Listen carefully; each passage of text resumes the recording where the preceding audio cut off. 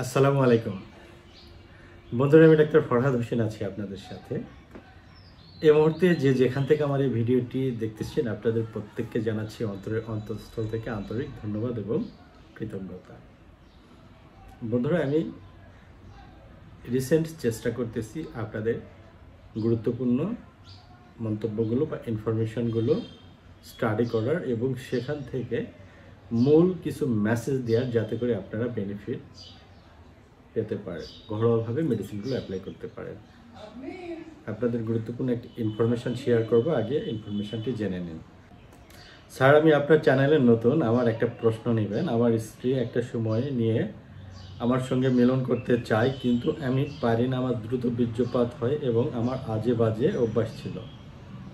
আমি স্ত্রীকে সময় দিতে চাইতাম না, বিভিন্ন কাজের ব্যস্ততা দেখাইতাম। এর কারণ হচ্ছে আমি খুব দ্রুত বীর্যপাত ঘটানোর চেষ্টা করতাম আগে, যখন বীর্যপাত ঘটাইতাম। এখন ইচ্ছা করলেও স্ত্রীকে আর নির্দিষ্ট সময় নিয়ে সময় দিতে পারতেছি না। স্ত্রী খুব বিরক্ত হয়। একটা ওষুধ বলেন যেটি থেকে দীর্ঘ একটা সময় পাওয়া যাবে, যাতে আর সহজে বীর্যপতন হবে না। এই প্রশ্নটার অন্তরালে আমি অধিকাংশ ভিডিওতে বলি যে কিছু সিমটম লাগবে, যে সিমটমগুলোর আগে অ্যানালাইসিস করতে হবে এবং এই সিমটমগুলোর উপরে ওষুধ অ্যাপ্লাই করতে হবে। এখানে অনেকগুলো সিমটম নেই, পুরা মেসেজ মিলে, কমেন্টগুলো মিলে একটা মাত্র সিমটম আছে। সেটি হচ্ছে একটা সময় অতিরিক্ত ক্ষতি করত এবং খুব দ্রুত বীর্যপতন ঘটানোর চেষ্টা করতো। এটা হয়তো ব্যক্তিগতভাবে কোনো পার্টনার ছাড়া বা স্ত্রী ছাড়া। তখন মেন্টাল একটা সেট আপ হয়ে যায়, যার কারণে এখান থেকে সহজে আর ফিরে আসা যায় না।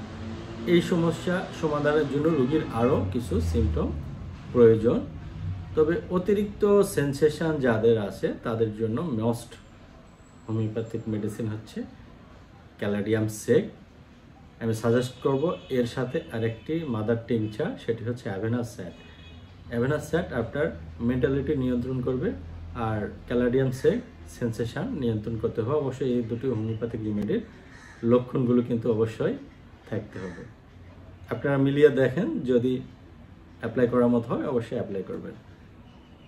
ভালো থাকবেন, আপনাদের মূল্যবান মতামতগুলো জানাবেন, যাতে নতুন করে ইনফরমেশন আপনাদের সাথে শেয়ার করতে পারি, যেগুলো আপনাদের ঘরোয়াভাবে কাজে লাগবে।